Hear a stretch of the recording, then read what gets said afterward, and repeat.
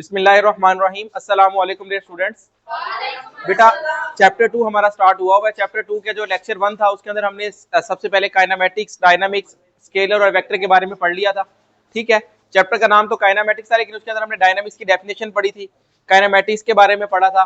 ये सारी चीजें हम पढ़ चुके थे। ठीक है, आज हमारे पास जब स्केलर और वेक्टर हमने पढ़ लिया था तो उसके लिए फिर कुछ फर्क भी तो होना चाहिए ना, कि स्केलर और वेक्टर को अगर लिख दिया जाए तो कैसे पता चलेगा ये स्केलर क्वांटिटी है और ये वेक्टर क्वांटिटी है। तो उसके लिए हमें रिप्रेजेंटेशन ऑफ वेक्टर्स का आज नेक्स्ट टॉपिक है हमारे पास, रिप्रेजेंटेशन ऑफ वेक्टर्स, कि वेक्टर को रिप्रेजेंट कैसे किया जाए। अब वेक्टर को बेटा रिप्रेजेंट करने के दो तरीके बुक के ऊपर दिए हुए हैं। अब यहाँ बुक वालों ने एक साथ लिखा हुआ है लेकिन हम इसको डिवाइड कर लेते हैं दो तरीकों में। सबसे पहला जो तरीका है वो हमारे पास है सिंबल रिप्रेजेंटेशन।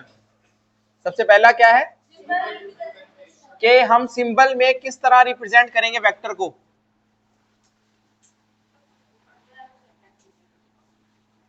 अब इसके तीन तरीके हैं बेटा, बुक के ऊपर दो डिस्कस किए हैं। सिंबल रिप्रेजेंट, अगर हमारे पास कोई वेक्टर है उसका सिंबल आ गया, जैसे फॉर एग्जांपल वेलोसिटी। वेलोसिटी एक वेक्टर क्वांटिटी है। वेलोसिटी क्या है, हम इसका सिंबल लिख देते हैं वेलोसिटी का, VELOCITY। वेलोसिटी पूरा वर्ड आ गया, इसको V से रिप्रेजेंट करते हैं। ये सिंबल है इसका V। वेलोसिटी का सिंबल क्या है, V। स्पीड का भी V होता है, इसी तरह स्पीड का भी क्या होता है, V। लेकिन हम फर्क कैसे करेंगे कि अब अगर ये ना लिखा हो, सपोज ये स्पीड और वेलोसिटी ना लिखा हो और सिर्फ वी लिखा हो, तो हमें कैसे पता चलेगा कौन सा स्पीड है और कौन सा वेलोसिटी है, यानी कि कौन सा स्केलर और कौन सा वेक्टर है। इसके लिए दो तरीके बेटा। सबसे पहला तरीका ये है, जो वेक्टर क्वांटिटी होगी ना उसके ऊपर एरो हेड बनाया जाएगा। क्या बनाया जाएगा, एरो हेड बनाया जाएगा। उसके लिए हमें जैसे फॉर बुक के ऊपर देखिए बेटा, पहले जो लाइन लिखी हुई है, symbol use for vector is bold face letter और एरो हेड। अब सबसे पहला जो है, पहला पॉइंट जो है, हम जो वेक्टर होगा ना उसे बोल्ड फेस लेटर बनाएंगे, बोल्ड कर देंगे। पहला तरीका ये है, बोल्ड फेस लेटर। इसका क्या मतलब है, जैसे वेलोसिटी है इसको थोड़ा सा बोल्ड कर दिया जाएगा, V लिखा हुआ था इसको थोड़ा सा ऐसे बोल्ड कर देंगे। अब इससे हमें अंदाजा हो जाएगा कि ये वेलोसिटी लिखी हुई है। पहला तरीका ये है कि आप जैसे, लेकिन कंप्यूटर के अंदर तो बोल्ड करना आसान है, कि कंप्यूटर के अंदर हम वर्ड्स को सिलेक्ट करते हैं, कंट्रोल बी करते हैं, एक ऑप्शन होता है शॉर्टकट की, कंट्रोल बी किया तो उससे जो लफ्ज है ना वो बोल्ड हो जाता है। ठीक है, मोटा लिखा जाता है ब्लैक कलर में। लेकिन हमें लिखते हुए बड़ी प्रॉब्लम होगी, लिखते हुए हम उसको बोल्ड नहीं कर सकते। उसके लिए लिखते हुए उन्होंने कहा कि आप ये तरीका इख्तियार कर लें कि उसके ऊपर एरो हेड बना दें। दूसरा तरीका क्या है, मेक एरो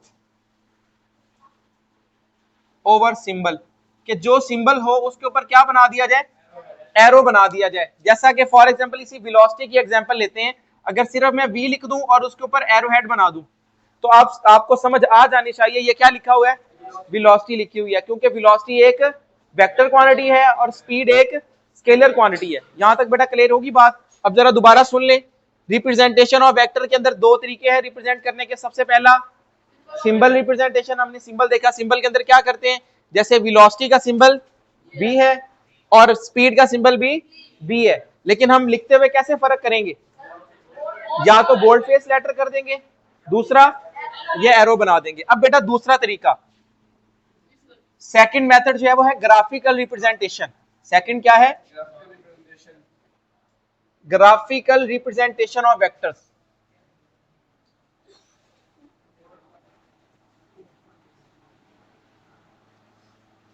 ग्राफिकल रिप्रेजेंटेशन, अब ग्राफिकल रिप्रेजेंटेशन देखें, इसकी सेकंड थर्ड तकरीबन फोर्थ लाइन से स्टार्ट हो रहा है। Vector can be represented graphically by drawing a straight line with an arrow head at one end. वो कह रहा जी अगर आप ग्राफिकली इसको ड्रॉ करना चाहते हो तो एक लाइन ड्रॉ करेंगे स्ट्रेट और उसके ऊपर एक एरो बना देंगे। जैसे फॉर एग्जांपल मैं आपके सामने ग्राफिकली रिप्रेजेंट करूं तो एक, अगर आपने सपोज ये एक लाइन बना दी और इसके किसी एक साइड पे क्या बना दिया, एरो बना दिया। अब हमें ये एरो क्या बता रहा है, एरो हमें डायरेक्शन के बारे में बताएगा और ये जो लाइन की लेंथ होगी ये मैग्नीट्यूड बताएगी। एरो हमें किस चीज के बारे में बताएगा कि ये वेक्टर इस डायरेक्शन में जा रहा है, और ये लाइन की जो लेंथ है, जैसे फॉर एग्जांपल वेलोसिटी ही हम ले लेते हैं, एक वेलोसिटी ये है, ठीक है, और दूसरी वेलोसिटी की जो लाइन है छोटी सी इतनी सी बना लेते हैं, ये भी वेलोसिटी है। इसका एरो भी चेंज कर देते हैं, इसका एरो इस तरफ है और इसकी ये वेलोसिटी को रिप्रेजेंट कर रही है ये लाइन। अब देखिए किस किस मैग्नीट्यूड ज्यादा है, पहली वाली लाइन की लेंथ ज्यादा है ना, तो इसका मैग्नीट्यूड भी ज्यादा। अब ये जो लाइन है, ये लाइन की जो लेंथ है वो हमें मैग्नीट्यूड के बारे में बताती है, और एरो किस चीज के बारे में बताता है? डायरेक्शन। इसकी डायरेक्शन इस तरफ है और इसकी डायरेक्शन उस तरफ है, तो ये डायरेक्शन के बारे में बताता है। तो जब ग्राफ के अंदर हम किसी भी चीज को रिप्रेजेंट कर रहे हैं वेक्टर को, उसका तरीका ये। अब ग्राफ की थोड़ा सा इंट्रोडक्शन ले लें। ग्राफ सपोज अगर हम ड्रॉ करें, यहां से एक लाइनें ड्रॉ करें ग्राफ की सेंटर से, तो ये यहां पे एरो बना दें चारों तरफ। अब बुक के ऊपर इन्होंने नॉर्थ साउथ ईस्ट वैसे ही जो है रिप्रेजेंट किया हुआ है, ये नॉर्थ साउथ, ये वेस्ट और ये ईस्ट, ऐसे ही है। अब इसके अंदर अगर आप कोई वेक्टर ड्रॉ करना चाहते हो तो आप यूं करते हैं जी, यहां से ओरिजिन से ड्रॉ करें। ये सेंटर में क्या है? ओरिजिन। ये सेंटर में क्या है? ओरिजिन है। 0 0 वैल्यूज होती है यहाँ पे। अगर यहां से यही वाला वेक्टर ड्रॉ करें तो यहां से ये क्या होगा? ये वेक्टर ड्रॉ कर दिया हमने इसके अंदर, ठीक है बेटा। अब इसके अंदर ये देखिए, ये एंगल थीटा बना रहा है, ये वाला, ये एंगल थीटा है। ये एंगल कोई भी एंगल होगा, 50 डिग्री 40 डिग्री जो भी एंगल होगा, उसको हमने जनरल नाम दे दिया थीटा। क्या नाम दे दिया? थीटा। ये एक सिंबल होता है, जैसे आप अल्फा पढ़ते हैं मैथमेटिक्स में, आपने अल्फा पढ़ा होगा, बीटा पढ़ा होगा, थीटा भी एक सिंबल होता है जो मोस्टली यूज होता है एंगल को रिप्रेजेंट करने के लिए। किसके लिए यूज होता है? एंगल को रिप्रेजेंट करने के लिए यूज होता है। तो ये वेक्टर रिप्रेजेंट करते हैं। अच्छा, एक और चीज यहाँ पे बता दूं आपको। अब ये तो इस केस में हो गया। अगर हमारे पास कुछ इस तरह से ड्रॉ किया हो, इस तरह से लाइनें हो के मैं वेक्टर ड्रॉ करता हूं आपके सामने, एक ग्राफ ड्रॉ करता हूं। ये तो हो गया ओरिजिन। ये वाली लाइन कौन सी होती है? X axis. इस लाइन का नाम क्या है? X axis. यहां पे लिख देते हैं।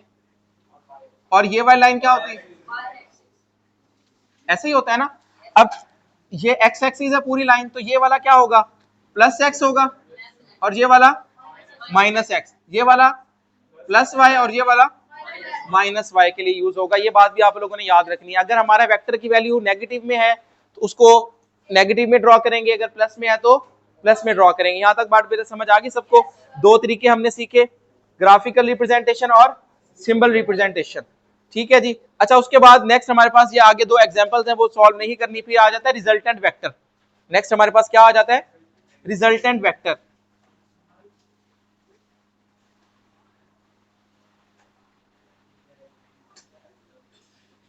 रिजल्टेंट वेक्टर का क्या मतलब है? सम ऑफ ऑल द वेक्टर्स। अगर आसान वर्ड में एक लाइन में अगर आपसे पूछ लिया जाए व्हाट इज रिजल्टेंट वेक्टर, तो आप ये बता सकते हैं कि रिजल्टेंट वेक्टर जो होगा वो सम of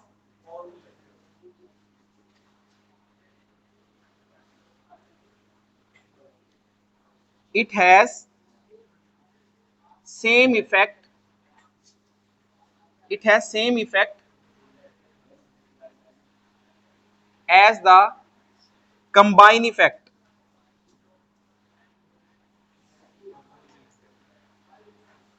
of all the vectors of। अगर हमारे पास बहुत सारे वेक्टर्स हों, अगर हमने उनको ऐड करना हो, उसका तरीका क्या है? उसको ऐड करने के बाद हमारे पास एक रिजल्ट आएगा। जैसे फॉर एग्जांपल मैं एग्जांपल यूं देता हूं अक्सर कि अगर मेरे पास मैं कहता हूं जी मैथ है, यहाँ पे साइड पे लिख लेते हैं मैथ है एक, m1 is equal to 5 kg, m2 is equal to 3 kg। अब इन दोनों का मैंने रिजल्ट निकालना, तो टोटल किसके बराबर आ जाएगा? m1 प्लस m2 क्या बराबर आ गया? 5 प्लस 3, तो m किसके बराबर आ गया? 8 किलोग्राम। ये क्या इसका रिजल्टेंट है? ये क्या है इसका रिजल्टेंट है। लेकिन ये वेक्टर नहीं है, मैथ एक स्केलर क्वांटिटी होती है ना, तो हम इन वेक्टर को स्केलर की तरह ऐड नहीं कर सकते। वेक्टर को just we can not add vectors like scalars. हम स्केलर की तरह वेक्टर को कभी ऐड नहीं कर सकते। उसके लिए फिर एक अलग रूल अपनाया जाता है उस वेक्टर्स को ऐड करने के लिए। उस रूल के अंदर जब आप सारा कुछ बना लेते, जैसे यहाँ पे रिजल्ट आया, इसी तरह वेक्टर के अंदर भी एक रिजल्ट होता है, फाइनल वेक्टर होता है, जिसे कहा जाता है रिजल्टेंट वेक्टर। जिसे क्या कहा जाता है? रिजल्टेंट वेक्टर कहा जाता है। और इसके पास वो तमाम इफेक्ट्स होंगे जो अलग अलग वेक्टर के पास होने थे।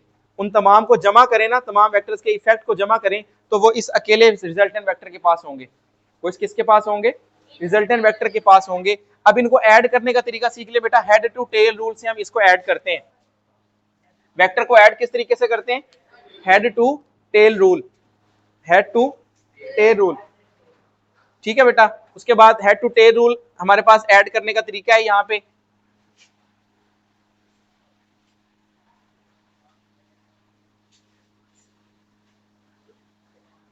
हेड टू टेल रूल हम वेक्टर्स को किस तरह ऐड कर सकते हैं। अब हेड टू टेल रूल का क्या मतलब है ये देखें जरा।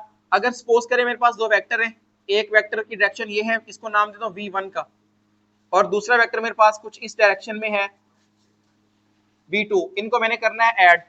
क्या करना है, तो एक रूल जैसे मैंने ऊपर लिखा है टू टेल रूल, इसको कि पहला वेक्टर कोई एक पहला वेक्टर यहाँ पे ले लेंगे, उसको आप वैसे ही रीड्रॉ करेंगे। क्या करेंगे, उसी वेक्टर को सेम उठाएंगे, ना तो आपने उसकी लेंथ चेंज करनी है लाइन की, ना ही उसकी डायरेक्शन बदलनी। उस वेक्टर को सेम उठाना है, ऐसे ये ड्रॉ कर दिया, रीड्रॉ कर दिया, ये हमारे पास v1 ड्रॉ कर दिया हमने, वेलोसिटी। दूसरा वेक्टर है ये, इसको किस तरह आके प्लेस करना है, पहले वेक्टर की हेड के ऊपर दूसरे वेक्टर की क्या आनी चाहिए, टेल। हेड टू टेल, पहले वेक्टर का हेड अगले वेक्टर की टेल, यहाँ ड्रॉ कर दें इसको, और उसकी जितनी लेंथ है उतनी ही रखनी है इसको, और डायरेक्शन भी वही रखनी है। ये दो वेक्टर्स हमने दोनों को ऐड कर दिया, ये दोनों वेक्टर्स को क्या कर दिया, ऐड। अब इन दोनों को ऐड करते हुए हमारे पास एक थर्ड रिजल्टेंट वेक्टर होगा, उसको किस तरह ड्रॉ करते हैं, उसको किस तरह ड्रॉ करते हैं कि पहले वेक्टर की टेल के साथ उसकी टेल मिलनी चाहिए, और आखिरी वेक्टर के हेड के साथ इसकी हेड मिलना चाहिए। इसे कहा जाएगा रिजल्टेंट वेक्टर। ये कौन सा है, समझ आई कि नहीं आई। हेड टू टेल रूल से वेक्टर्स को किस तरह ऐड करते हैं, जितने भी आपके पास 1 2 3 4 जितने वेक्टर्स होंगे, तमाम वेक्टर्स को रीड्रॉ करेंगे, जहां जहां जैसे होंगे उनको इकट्ठा कर देंगे। पहले वेक्टर के हेड के ऊपर अगले वेक्टर की टेल आनी चाहिए, अगर तीसरा होता तो उसके ऊपर इसके हेड के ऊपर उसकी टेल आती। बात समझ आ रही कि नहीं आ रही बेटा यहाँ तक। तो इस तरह हम किसी वेक्टर्स को ऐड कर सकते हैं। अब बुक के ऊपर देखें, लास्ट में आपको दिया हुआ है to add number of vectors, to add number of vectors redraw their representative line. उनकी लाइन को क्या किया जाए, रीड्रॉ किया जाए, दोबारा ड्रॉ किया जाए, such that head of one line of coincide with the tail of other. उसकी जो पहली लाइन है वो कोइंसाइड करनी चाहिए अदर वेक्टर के साथ। The resultant vector is given by single vector, और उसके अंदर फिर आपने एक रिजल्टेंट वेक्टर ड्रॉ करना होगा। वो किस तरह से होगा कि पहले वेक्टर की टेल के साथ उसकी टेल मिले, और आखिरी वेक्टर के हेड के साथ उसका हेड मिले। तो ये हमारा बेटा हेड टू टेल रूल तक टॉपिक कंप्लीट हो गया यहाँ तक। अगर इस टॉपिक से रिलेटेड अगर आपको कोई भी सवाल है तो आप कमेंट सेक्शन में बेटा पूछ सकते हैं। अल्लाह हाफिज।